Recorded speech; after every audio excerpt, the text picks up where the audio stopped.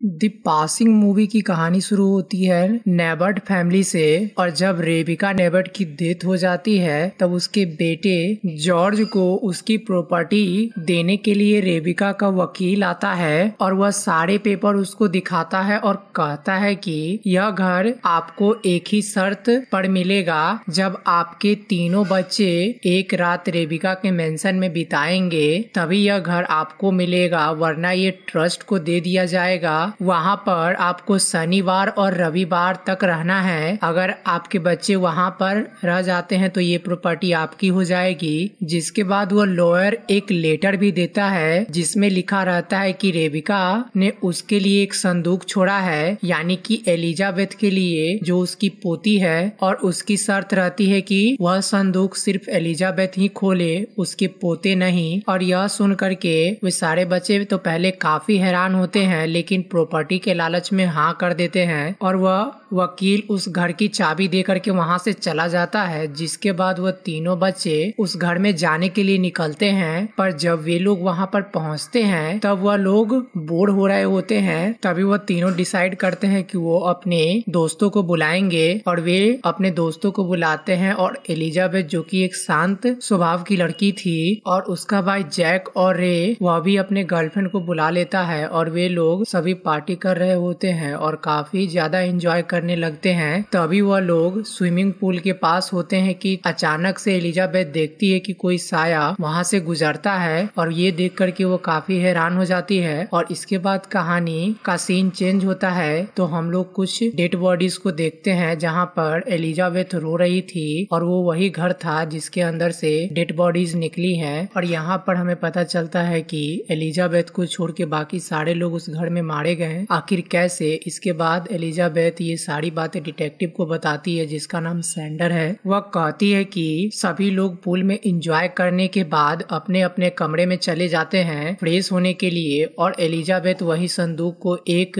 Cupboard में से निकालती है। और जब वो उस संदूक को खोलती है तो उसमें से काफी अजीब तरह के सामान निकलते हैं। उसमें एक मिरर और उसके साथ एक छोटी सी नाइफ भी थी, बिल्कुल तलवार जैसी लग रही थी। और जब दूसरी तरफ रे और उसकी गर्लफ्रेंड एक साथ होते हैं तभी हॉली को कुछ साए नजर आते हैं और वह उसके पीछे भागता है। और दूसरी तरफ जब जोश स्विमिंग पूल में अकेला होता है तभी उसके साथ कुछ अजीब सा होने लगता है। उसको कोई चीज पानी में खींच रही थी, लेकिन तभी वहाँ पर सारे लोग आ जाते हैं और अब जोश को पानी से बाहर निकालते हैं। जोश काफी ज्यादा इस सब से डर जाता है और सारे लोग एक साथ बैठ करके डिस्कशन कर रहे थे। तभी एलिजाबेथ वही दादी की संदूक की चीजें सभी को दिखाती है और यह देख करके जैक की गर्लफ्रेंड काफी ज्यादा डर जाती है। वो उसको कहती है कि यह कोई ब्लैक मैजिक हो सकता है, इसे फेंक दो। उसे यह सब कुछ देख करके काफी ज्यादा डर लग रहा था। इसके बाद सारे लोग अपने अपने कमरे में सोने चले जाते हैं और एलिजाबेथ जब अपने कमरे में होती है तो उसे कुछ आवाजें सुनाई देती है और वह बाहर जाती है देखने के लिए। और दूसरी तरफ रे और उसकी गर्लफ्रेंड एक साथ होते हैं कि तभी वहाँ पर एक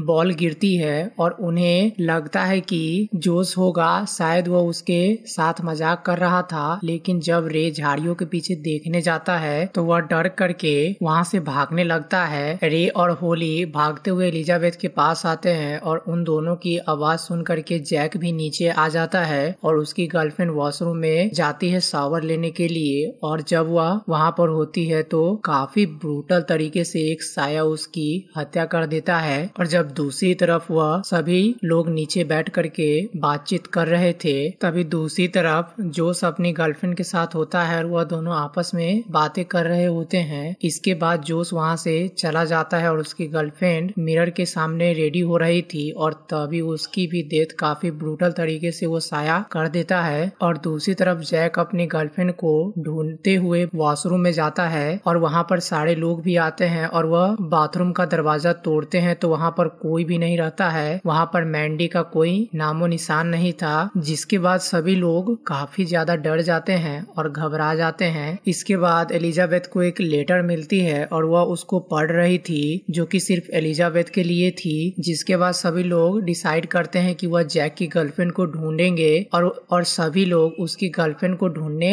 लगते हैं, लेकिन उन्हें वह वहाँ पर कहीं पर भी नहीं मिलती, जिसके बाद जोश भी अपनी गर्लफ्रेंड को देखने के लिए जाता है और वह भी अपने कमरे में गायब होती है, जिसके बाद सारे लोग और भी ज्यादा डर जाते हैं। जैक अपने पिता को कॉल करता है और मदद मांगता है। उसके पिता आने से साफ मना कर देते हैं और वह कहते हैं कि वह मंडे की सुबह आएंगे। जिसके बाद उन दोनों में काफी ज्यादा आर्गुमेंट होती है और अचानक से बिजली चली जाती है। रे और जैक बिजली देखने के लिए जाते हैं और जब एलिजाबेथ अकेली होती है तभी मिरर में उसकी दादी अचानक से दिखाई देती है और वह उसको संदूक खोलने को कहती है और वह कहती है कि वह उसकी पहली संतान है जो कि इन सभी चीजों की हकदार है। उनके पोते नहीं है इन सभी चीजों के हकदार, बल्कि एलिजाबेथ ही है। जिसके बाद वह दिखाती है कि उसी ने दोनों लड़कियों को मारा है काफी ब्रूटल तरीके से। और यहाँ पर हमें पता चलता है कि रेबिका ही वह घोस्ट है जो अब तक मर्डर कर रही थी। और दूसरी तरफ यह सब कुछ देख करके जोश काफी ज्यादा डर जाता है क्योंकि उसकी गर्लफ्रेंड नहीं मिल रही थी और हॉली को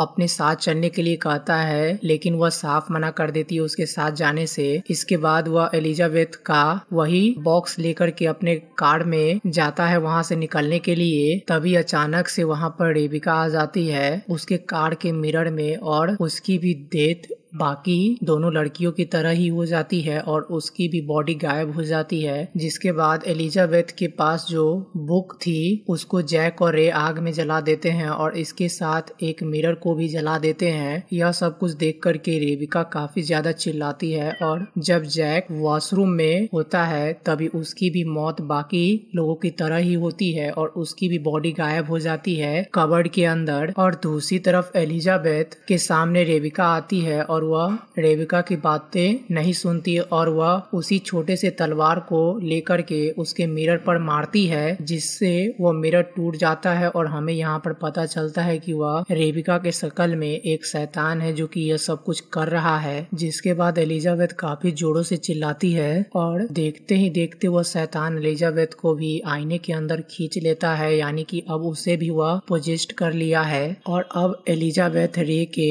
सामने आती है एक मिरर के जरिए और कहती है कि वह दादी की गिफ्ट को बांट नहीं सकती है, वह सिर्फ उसी के लिए है। और वह देखते देखते वह घोस्ट रे को भी अपना शिकार बना लेता है और वह उस मिरर के अंदर रे को खींच लेता है। दरअसल इस घोस्ट को मिरर की वजह से ही शक्ति मिलती थी। हॉली उसको बचाने की काफी कोशिश करती है, जिसके बाद एलिजाबेथ उसके पीछे भी पड़ जाती है उसे मारने के लिए और देखते ही देखते वह उसकी भी जान ले लेती है और वह भी बेचारी काफी ब्रूटल तरीके से मारी जाती है। और अब कहानी प्रेजेंट में आती है और यह सब कुछ सुन करके डिटेक्टिव सैंडर एलिजाबेथ की बातों पर विश्वास नहीं करते। उसे लग रहा था कि एलिजाबेथ ये सब अपने मन से बोल रही है। जिसके बाद एलिजाबेथ के मॉम और डैड उसको वहां से लेने के लिए आते हैं और जब एलिजाबेथ कार की विंडो के पास होती है तभी हम लोग एक झलक रेबिका की देखते हैं, यानी कि वह घोस्ट अभी भी एलिजाबेथ के अंदर ही है। और द पासिंग मूवी की कहानी यहीं पर खत्म।